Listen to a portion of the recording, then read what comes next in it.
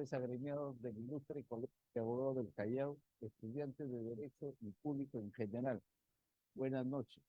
El señor decano, doctor Osvaldo Aguilar Fernández, ofrece la disculpa del caso por no estar presente en la presente conferencia, toda vez que tiene una reunión en representación del ilustre Colegio de Abogados del Callao.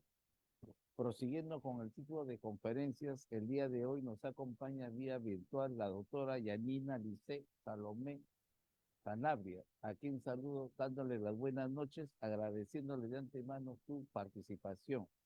Nuestra invitada va a disertar sobre las últimas modificaciones a la Ley 30364, Ley para prevenir, sancionar y erradicar la violencia contra las mujeres y los integrantes del grupo familiar.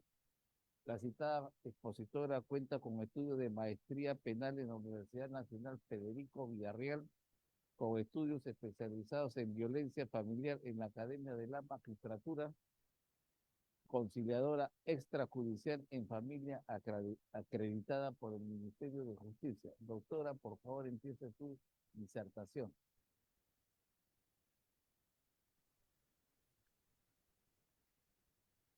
Muy buenas noches con todos los presentes de manera virtual. En principio quiero agradecer al decano del Colegio de Abogados del Callao, el doctor Osvaldo Aguilar, y al director de conferencias, el doctor Felipe Calderón, quien nos permite esta noche disertar el tema modificaciones a la ley 30364. Y para ello voy a compartir unas diapositivas para poder empezar la ponencia.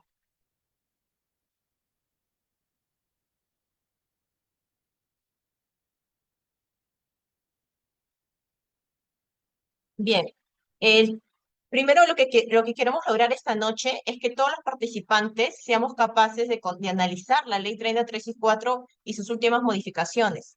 Es importante primero empezar con mencionar los derechos humanos de las mujeres. Luego de ello, hablar de los conceptos generales de la ley 30364 para poder finalmente entender y analizar las últimas modificaciones de la ley 30364 a raíz de la promulgación de la ley 31715.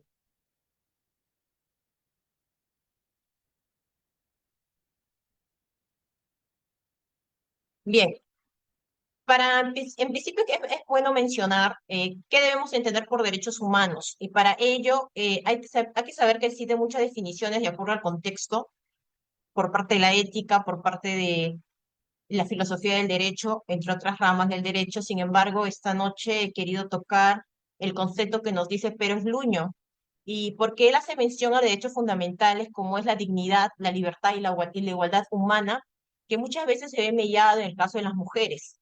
Y justamente él nos menciona que estos derechos deben ser reconocidos positivamente en los ordenamientos jurídicos a nivel nacional e internacional. Es por ello que la Declaración Universal de los Derechos Humanos reconoce que todas las personas nacemos libres e iguales en dignidad y derechos. Asimismo, nuestra Constitución Política del Perú, en su artículo 1, hace mención que la defensa de la persona humana y el respeto de su dignidad son el fin supremo de la sociedad y el Estado. Nos damos cuenta que nuestros derechos fundamentales y constitucionales ya están respaldados en nuestra legislación nacional y supranacional. Sin embargo, en la práctica muchas veces no se cumple. Es por ello que tenemos que recurrir al control formal para poder hacer respetar estos derechos humanos que ya están reconocidos.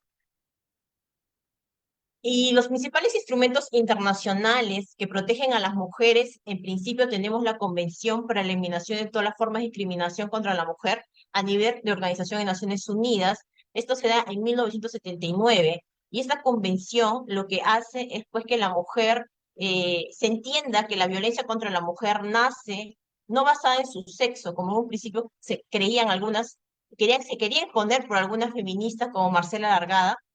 Sin embargo, posteriormente, con diferentes análisis, se llegó a la conclusión de que no era por el sexo de la mujer, sino por el género de la mujer, es decir, por un concepto cultural arraigado a nivel histórico que en la actualidad todavía sigue ese linaje que estamos nosotros luchando por querer cambiar estas concepciones cerradas, que lo único que hace es generar violencia contra el grupo vulnerable que somos las mujeres.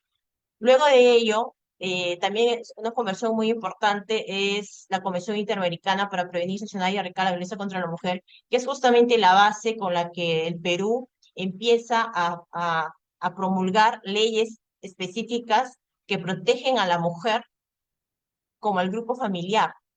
Y esto pues es la conocida ya Convención Belén do Pará, que fue en 1994 y se inició a raíz de la Organización de Estados Americanos.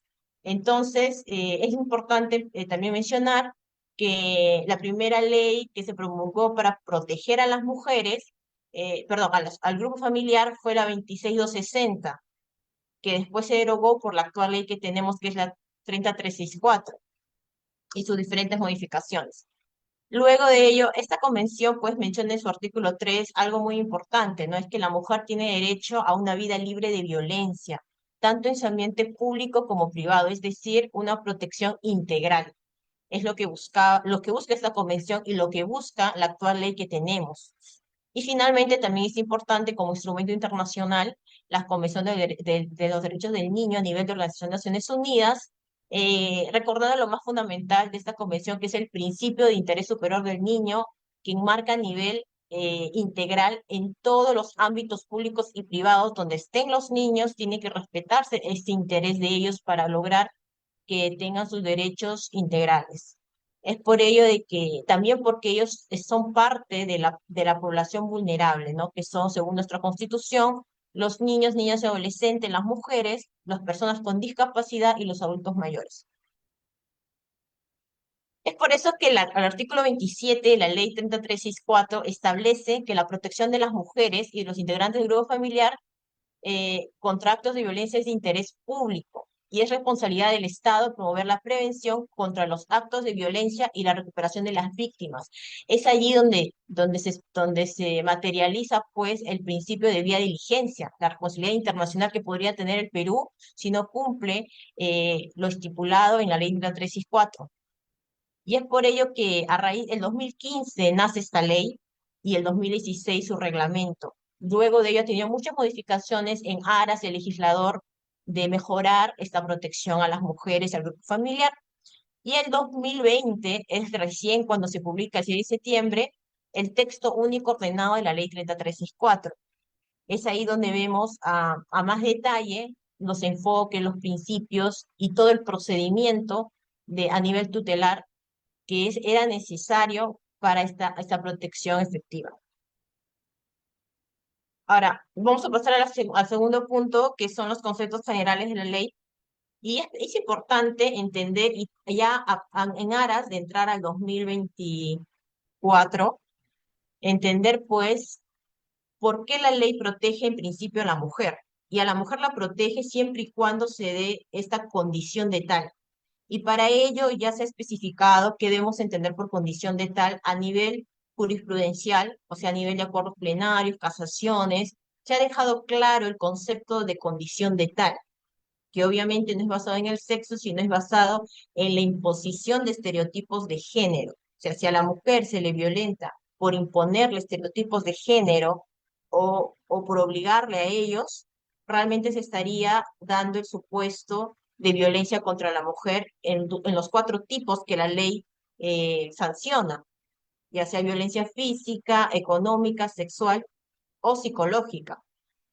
Y integrantes del grupo familiar también protege la ley, pero no en cualquier contexto, sino en el contexto que se dé en una relación de responsabilidad, confianza, poder. Cuando se den estos contextos es cuando la ley realmente sanciona a los denunciados. Y también cuando sucede en un contexto de vulnerabilidad y sobre todo en los sujetos de protección que son los niños, niñas y adolescentes.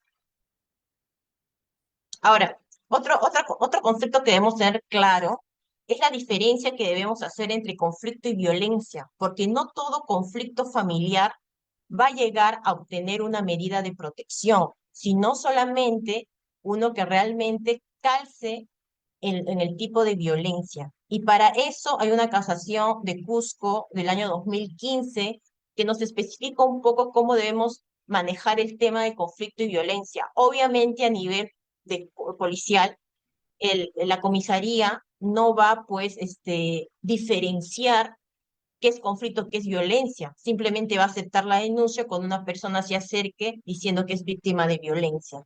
Sin embargo, ya esta tarea le corresponde al órgano jurisdiccional, es decir, al juez subespecializado de violencia contra la mujer e integrantes del grupo familiar, de, de analizando la denuncia y los demás elementos, indicios, poder darse cuenta si es un conflicto o es una violencia a fin de no otorgar medida de protección si fuese un conflicto, o otorgar una medida de protección idónea si fuera una violencia. Y de esa en esa medida no también pasar a una segunda instancia, porque recordemos también que en este proceso de protección se puede apelar.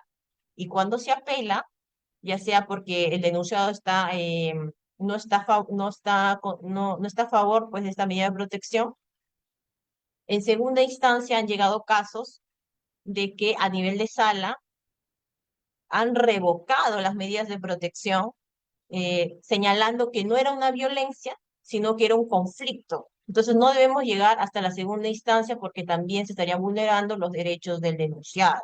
Entonces, por ello es muy importante que en la primera instancia se, se analice bien estos conceptos, ¿no? Porque el conflicto familiar siempre va a haber, siempre va a haber controversias a nivel de las personas, porque todos somos únicos, tenemos defectos y virtudes y diferentes formas de pensar que se tiene que respetar por nuestro derecho a la libertad, entre otros derechos conexos, y justamente por eso dentro de la familia siempre va a haber disensiones familiares, pero cuando no cause un daño es cuando es un conflicto. Hay una relación horizontal, no hay una subordinación, que siempre va a pasar en el caso de la violencia. Entonces, el conflicto es un desacuerdo, una desaveniencia propias de la dinámica familiar, pero la violencia ya es cuando uno quiere causar daño a la persona. En la violencia hay una simetría de poder, hay la subordinación y muchas veces es la dependencia económica o emocional de uno hacia el otro, ¿verdad? Entonces, esta definición es muy importante hacerla porque, por ejemplo, en el caso de conflicto podemos poner un caso de desacuerdo entre cónyuges respecto a la crianza de su hijo, o respecto, por ejemplo, que uno quiere elegir el colegio del otro, o, por ejemplo, preferencias de un hijo hacia otro, entonces de repente un cónyuge puede ir a denunciar que está sufriendo mi hijo violencia psicológica porque le tiene preferencia más a un hijo que al otro.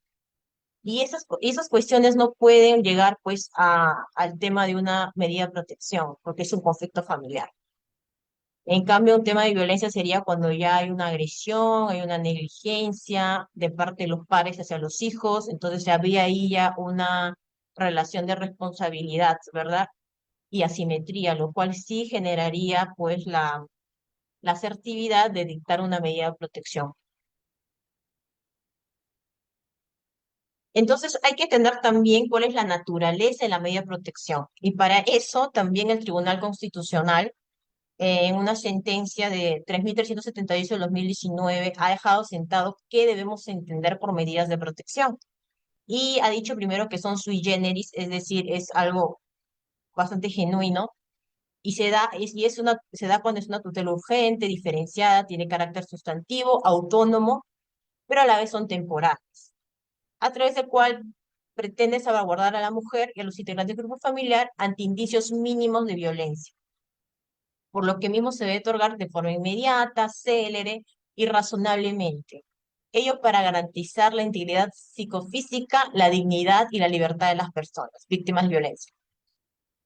Entonces, obviamente también dejar la diferencia entre medida de protección y medida cautelar, que no es lo mismo, pero que también está permitido las medidas cautelares dentro de la ley 3364, pero es como para complementar la medida de protección y se cumpla el enfoque integral, que es lo que se quiere buscar en estos casos. Ahora, también es importante entender que las medidas de protección pueden ser adoptadas muchas veces en la resolución 1, es decir, sin audiencia y sin que la parte denunciada haya tomado conocimiento antes de una audiencia en la parte de la ley 334 ¿no? En la medida de protección. Entonces, en este caso, el Tribunal Constitucional ya dejó sentado también en la misma sentencia, 3.378-2019, de que el dictado de una medida de protección no significa la atribución automática del estatus de responsabilidad penal al presunto agresor, pues el objeto de las medidas de protección es solo asegurar la integridad personal de quien presenta la denuncia por violencia. Entonces, acá el Tribunal Constitucional ha dejado sentado de que el hecho que a una persona se le considere ya como una medida de protección agresora no significa que tenga una responsabilidad penal, porque estamos en la etapa tutelar. Entonces, eso significa que él va a tener su derecho de defensa posteriormente, tanto apelando como en la vía cuando pase la vía penal. Es por ello que los abogados litigantes de la parte denunciada, muchas veces cuando quieren, dentro de sus agravios, ¿no? Señalar a nivel de apelación de que el denunciado no le citaron una audiencia o no tomó conocimiento, eso simplemente va a quedar, no va a ser aceptado justamente por esta sentencia del Tribunal Constitucional, ¿no? Entonces, también recordemos que en el extracto 93 de esta misma sentencia señala que la intervención en el derecho de defensa del agresor no resulta desproporcional ni irrazonable. Justamente por eso, ¿no? Porque tiene la vía de la apelación y tiene la vía penal para que ahí pueda utilizar su derecho de defensa. Ahora, los criterios para el dictado de las medidas de protección, debemos recordar que para ello primero tenemos que recordar los enfoques. Y la ley 364 menciona muchos enfoques, pero los más importantes son el enfoque de género, porque ahí se ve las circunstancias simétricas en relación entre el hombre y las mujeres, el enfoque de integralidad, interculturalidad y derechos humanos, obviamente, porque el objetivo es la realización de los mismos. Ahora, también para el criterio de dictado de medidas de protección es importante utilizar el principio de razonabilidad y proporcionalidad. Es decir, el fiscal o el juez a cargo de cualquier proceso de violencia debe ponderar la proporcionalidad entre la eventual afectación causada y las medidas de protección y de rehabilitación adoptarse. Para ello debe hacer un juicio de razonabilidad de acuerdo con las circunstancias del caso, emitiendo decisiones que permitan proteger efectivamente la vida, la salud y la dignidad de las víctimas. La adopción de estas medidas se adecúa a las fases del ciclo de violencia y a las diversas tipologías que presenta la violencia contra las mujeres y los integrantes del grupo familiar. Recordemos que el ciclo de violencia inicia con una violencia psicológica, luego se suma una violencia física, y luego viene el tema del arrepentimiento, ¿no? De la persona que agrede, esta persona como ya está con una autoestima baja, acepta este perdón pensando que la persona va a cambiar y otra vez vuelve la violencia. Entonces, este es el ciclo de violencia que no debe continuar y que se debe cortar con una medida de protección idónea, adecuada y motivada. Entonces, en ese sentido, es importante de que se cumpla este principio de razonabilidad y proporcionalidad y para eso debemos analizar todo la declaración de la víctima, si hubiera pericias psicológicas o todo lo que hay por cada caso en concreto, es importante para realmente conseguir una medida idónea. Ahora, el principio precautorio también es un principio jurisprudencial que ha servido mucho para la inmediatez de las medidas de protección, basándose más que todo en la declaración de la víctima o lo que tenga a la mano o lo que llegue a la mano del juez especializado de violencia familiar para poder dictar una medida de protección. Y entonces hay una resolución pues, de la Corte Superior de Justicia de la Libertad en la cual menciona un poco qué debemos entender por el principio precautorio. ¿No? Y nos dice que es un principio implícito aplicable solo a los procesos especiales e implica que ante la sola sospecha o indicios de la existencia de un maltrato, violencia psíquica, física o sexual, también puede ser económica, la presunta víctima puede estar en una relación de familiar o personal en el caso de las mujeres, está obligada a adoptar medidas urgentes, ¿verdad? Pero obviamente proporcionales y razonables, no siendo necesario exigir la probanza de la certeza del acto de violencia o el riesgo en sí. tan solo la existencia de algún indicio o prueba indiciaria al respecto. Entonces estamos viendo que bajo este principio se puede dictar incluso las medidas de protección con la sola declaración de la víctima, pero siempre y cuando se cumpla, ¿no? Siempre y cuando se cumpla eh, la ausencia de increíbilidad subjetiva, la verosimilitud del testimonio y la persistencia en la incriminación. Entonces, muchas veces se dictan las medidas de protección, pero se transcriben las declaraciones de la víctima y las normas, más no se especifica o se motiva en estos aspectos. Entonces, es importante que se pueda motivar en estos aspectos para que realmente haya una justificación de las medidas de protección que justamente en las modificaciones se está pidiendo. Entonces, esto es justamente también porque se señala en el artículo 12 del reglamento de la ley 3364. Por ejemplo, la ausencia de incredibilidad subjetiva es cuando no tiene que haber motivación de odios o rencillas de parte de la denunciante, o por ejemplo, una denunciante puede haber amenazado a la otra parte diciendo te voy a denunciar porque no se ha accedido a algo, no nos ha accedido, por ejemplo, a comprarme algo económico y de repente en forma de venganza va y denuncia. Entonces ahí no se estaría cumpliendo la ausencia de incredibilidad subjetiva. La verosimilitud del testimonio se puede corroborar, por ejemplo, cuando la víctima va y declara y tiene un testigo, y el testigo también declara, y cuando eso se analiza, se ve que el testigo, la versión del testigo con de la víctima coincide. Entonces podríamos hablar de una verosimilitud del testimonio. O también se puede corroborar con la declaración de la víctima que coincide con el protocolo de pericia o que coincide con la constatación policial. Entonces ahí hay una verosimilitud. Y la persistencia en la discriminación es pues que su declaración sea coherente y precisa. Ahora, según el protocolo de otorgamiento de medidas de protección y cautelares, en el marco de la ley 3364, también nos habla qué criterios debemos tomar en cuenta para el dictado de las medidas de protección. Y en ellos nos dice que debe haber idoneidad y congruencia. Es decir, que no son admisibles las medidas de protección genéricas que no respondan al caso particular. En un principio, cuando en el 2015 se inició la ley de 364, muchas veces por el principio precautorio, justamente por la debida diligencia y mínimo formalismo y lograr la tutela efectiva, la mayoría de medidas de protección que se emitían eran genéricas, pero ya en este año 2023, ya las medidas de protección no pueden seguir siendo genéricas, sino que tienen que ser adecuadas al caso sui generis que va a llegar al juzgado de violencia contra la mujer. Ello con el fin que se cumpla la eficacia y la eficiencia de las medidas de protección, bajo la idoneidad y la congruencia.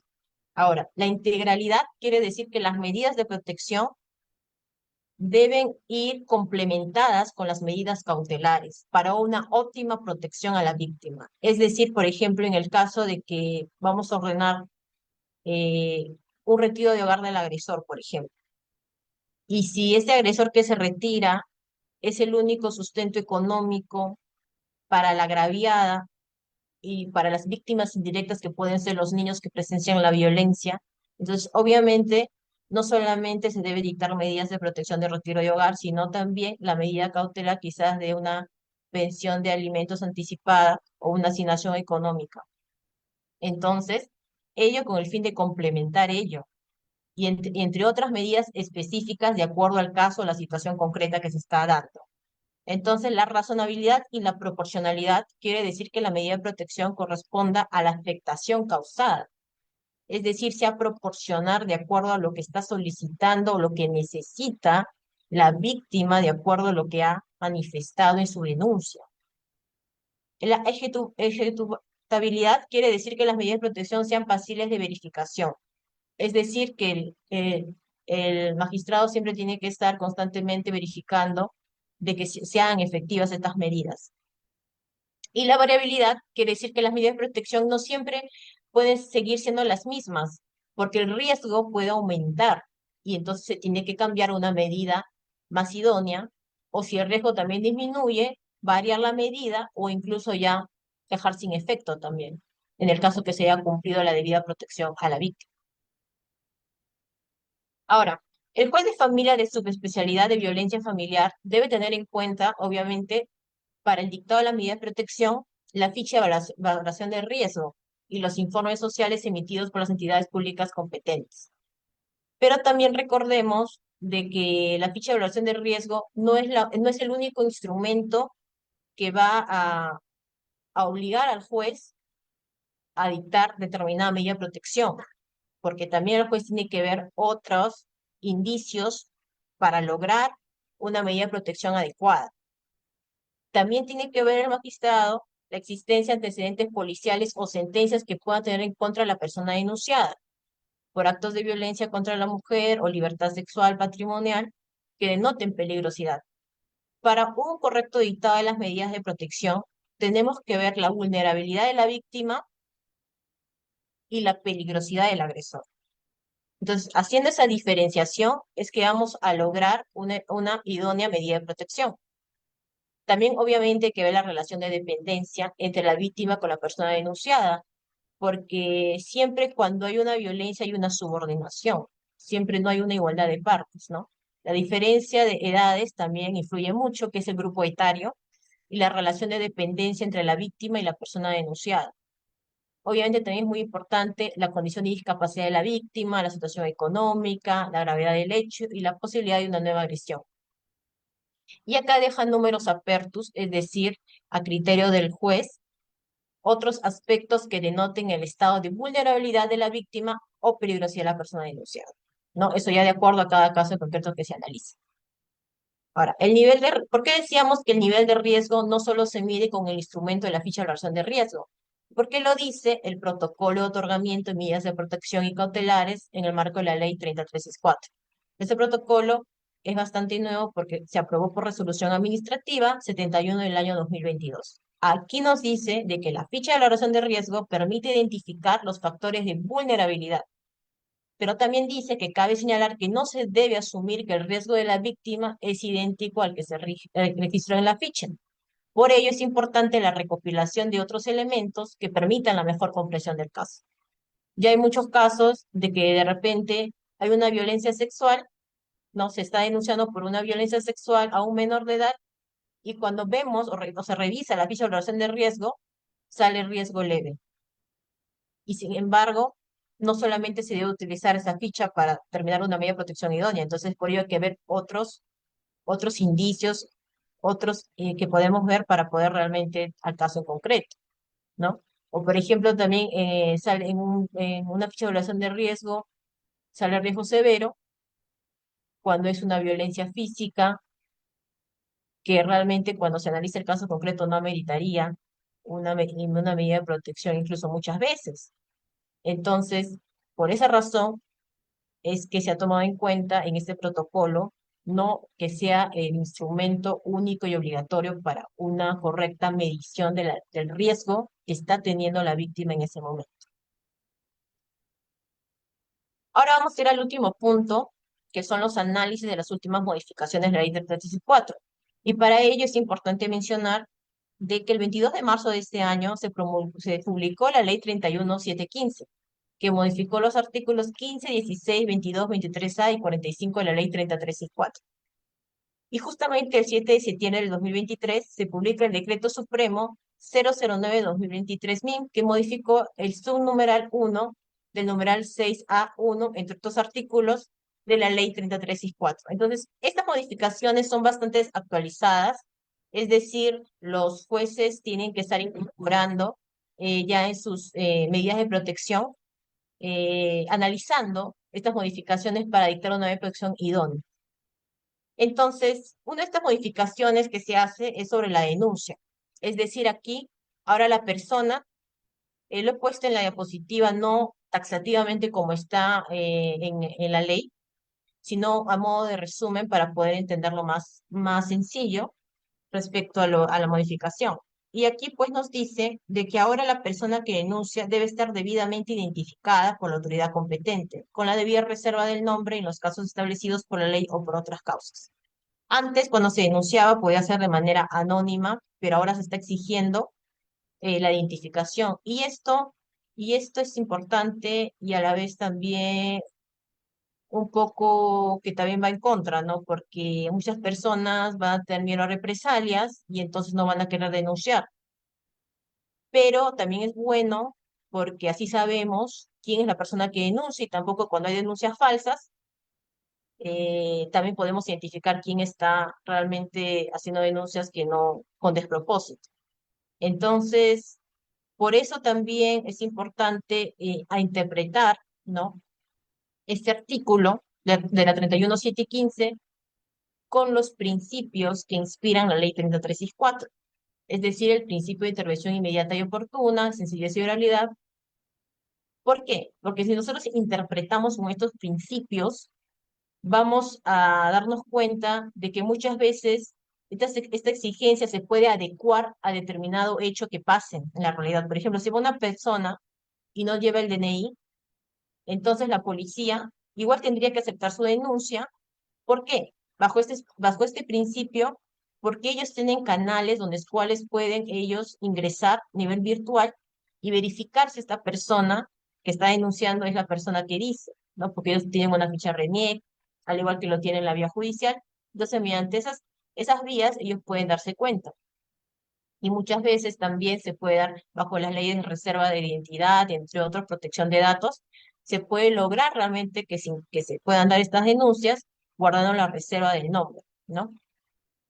Y también es importante mencionar que en ese artículo 15 debe primar el enfoque intercultural y también la actuación con un mínimo de formalismo. Entonces, basado en estos principios, se puede adecuar para que igual las personas denuncien sin necesidad de recurrir a formalismos como es el DNI.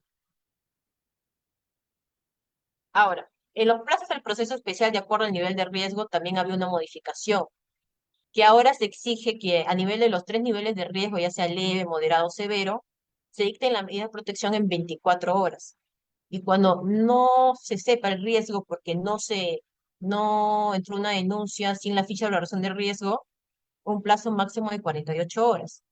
Contados desde que se tomó conocimiento el juzgado, debe resolver en audiencia las medidas de protección. Entonces, acá hay dos cosas que han cambiado con la 1470, que se podía dar las medidas de protección sin audiencia.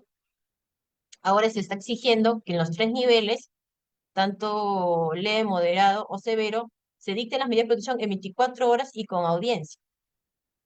Entonces, esta modificación a veces está siendo bastante cuestionada porque no estaría dándose en un plazo razonable, es decir, con la misma carga procesal que tienen los juzgados y en sí también porque el caso también ameritaría que hay casos muy complejos que los jueces tendrían que analizar a más detalle y no se podría cumplir en 24 horas, ni mucho menos en audiencia, que implica todavía más tiempo.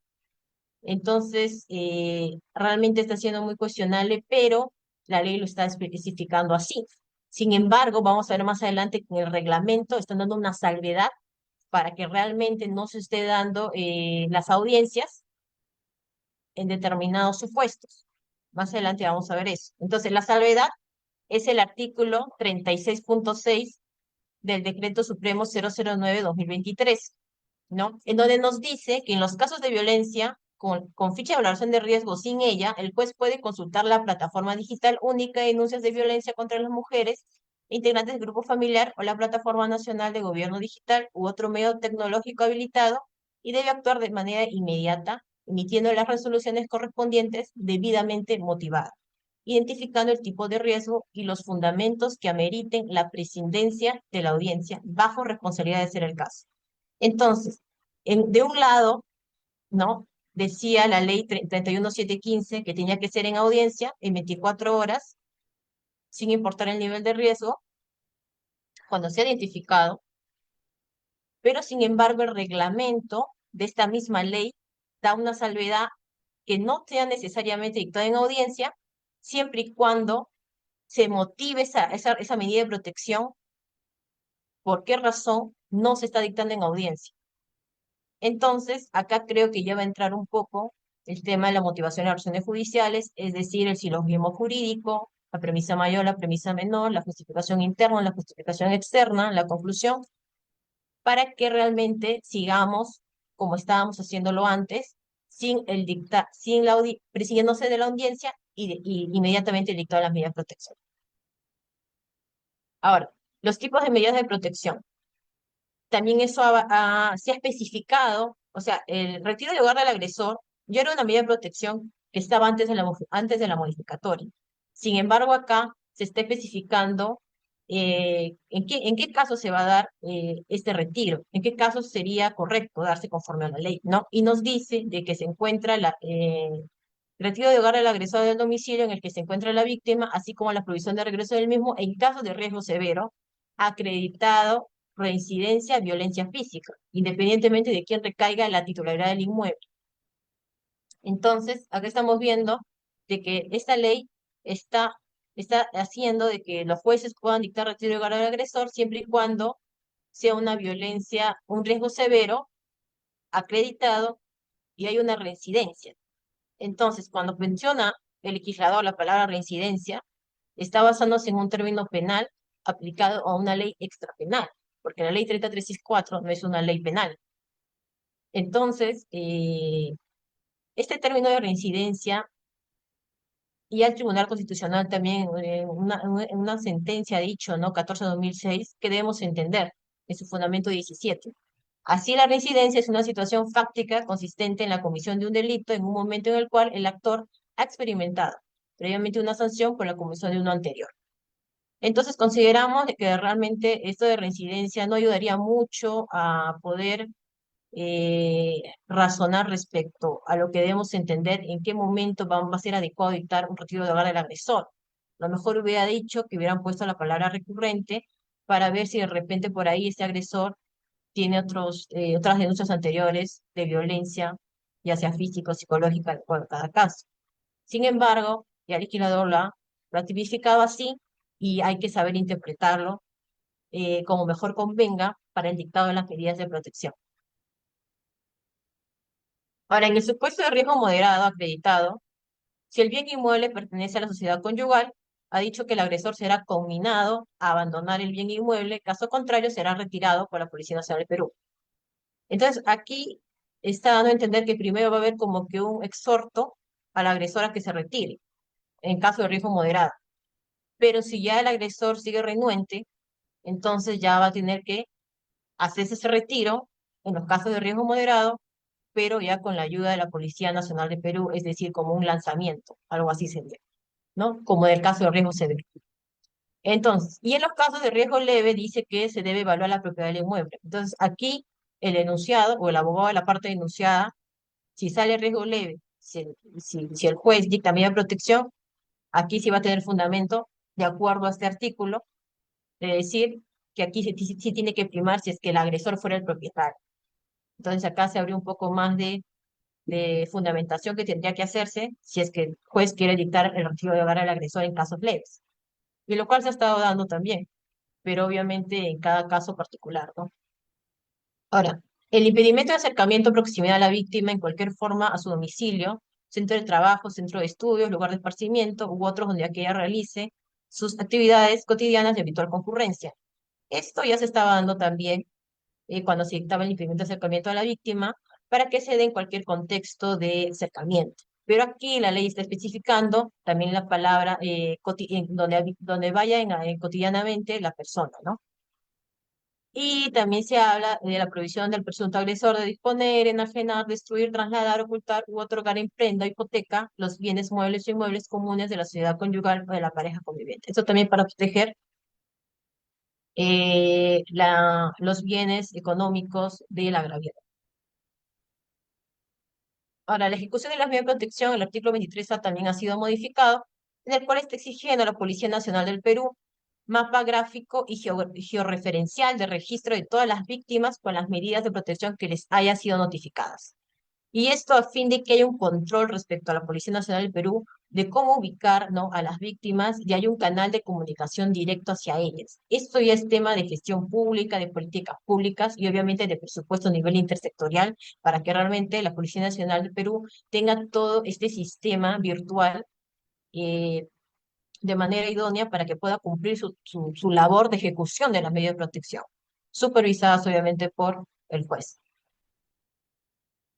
Ahora, la responsabilidad sectorial, también el artículo 45 menciona al Ministerio del Interior, donde nos hace hincapié de que el Ministerio del Interior va a tener responsabilidad respecto a brindar atención oportuna, prioritaria e inmediata para la implementación y cumplimiento de las medidas de protección otorgadas a las personas afectadas por violencia contra la mujer y los integrantes del grupo familiar, contando para ello en las comisarías con mapas gráficos y georreferenciales de registro actualizado de las víctimas con medidas de protección.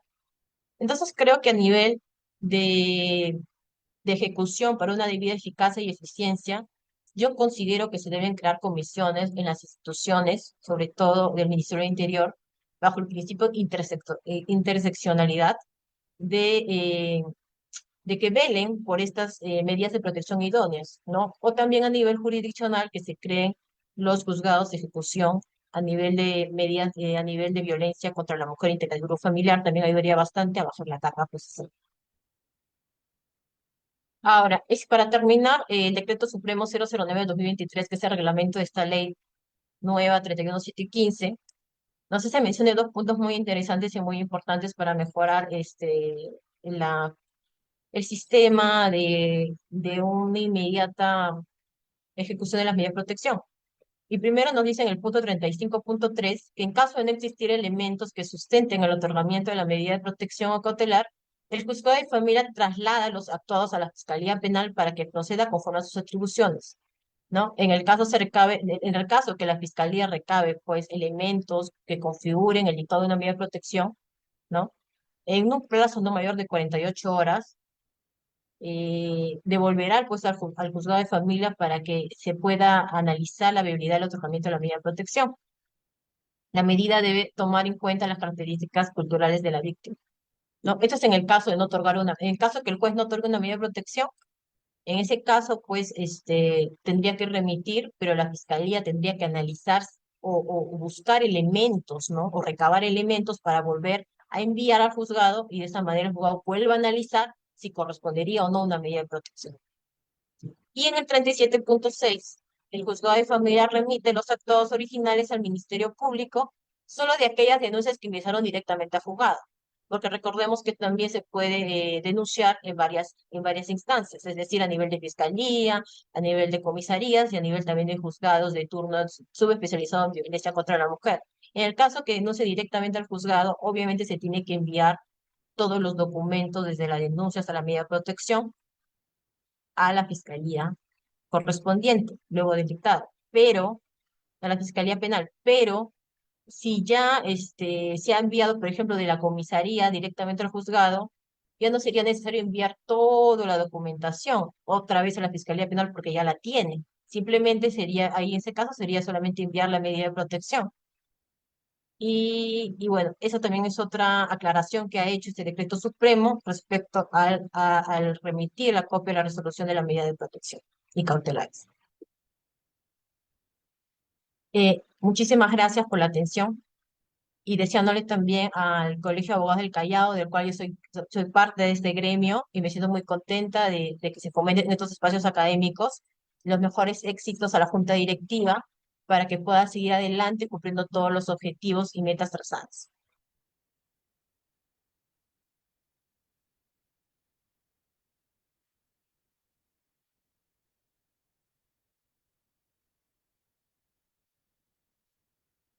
Doctora, hay algunas interrogantes. ¿Qué recomendaría usted para la eficacia y eficiencia en la etapa de ejecución de las medidas de protección?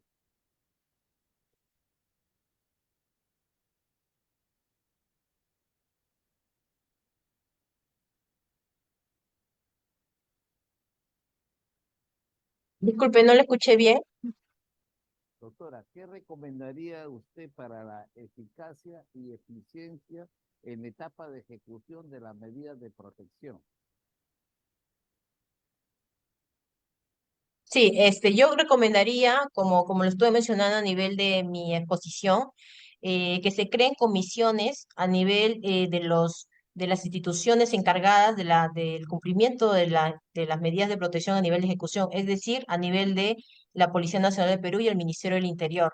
Y también, como mencioné, a nivel jurisdiccional, se creen los juzgados subespecializados de violencia que se encarguen también de la etapa de ejecución. Doctora, el derecho de defensa se vulnera del denunciado cuando se dictan medidas de protección en la resolución número 1, expedida por el juzgado de familia. Sí, el derecho de defensa, como estuvimos mencionando, bajo los criterios que ya estableció el Tribunal Constitucional, no se estaría vulnerando el denunciado porque el denunciado tiene la opción de apelar y tiene la opción también de defenderse a nivel del proceso penal que se le va a abrir, ¿no? En una etapa fiscal o si el fiscal puede reunir todos los elementos de convicción en un proceso común. Entonces, ahí se está viendo que no se estaría vulnerando porque también tenemos que tomar en cuenta también que lo que se busca primordialmente proteger es la vida de la mujer a una vida libre de no violencia. Entonces, eso es lo que tiene que primar. Doctora, el dictado de una medida de protección significa la atribución automática de responsabilidad penal. Bueno, ahí no, porque recordemos que el que puede cesar la medida de protección no es a nivel el fiscal, sino es el juez o especializado de violencia contra la mujer y los integrantes del grupo familiar. Entonces, es el juez subespecializado el que va a cesar la medida de protección siempre y cuando se haya cesado también el riesgo. O sea, mientras el riesgo continúe, la medida de protección tiene que seguir vigente, porque es la única manera de proteger a la víctima. El señor decano de la Junta Directiva del Ilustre Colegio de Abogados del Callao, doctor Osvaldo Aguilar Fernández, agradece a la doctora Yanina Lisek Salomé Sanabria por su ponencia. Le haremos llegar a su correo electrónico el certificado del Colegio de Abogados del Callao. Asimismo, agradecemos a los agremiados y estudiantes de Derecho que se han conectado vía virtual por su participación, haciéndole presente que le haremos llegar el certificado a sus correos electrónicos. Muy buenas noches a la comunidad jurídica. Muy buenas noches, doctora Salomé Sanabria. Buenas noches y hasta otra oportunidad. Gracias.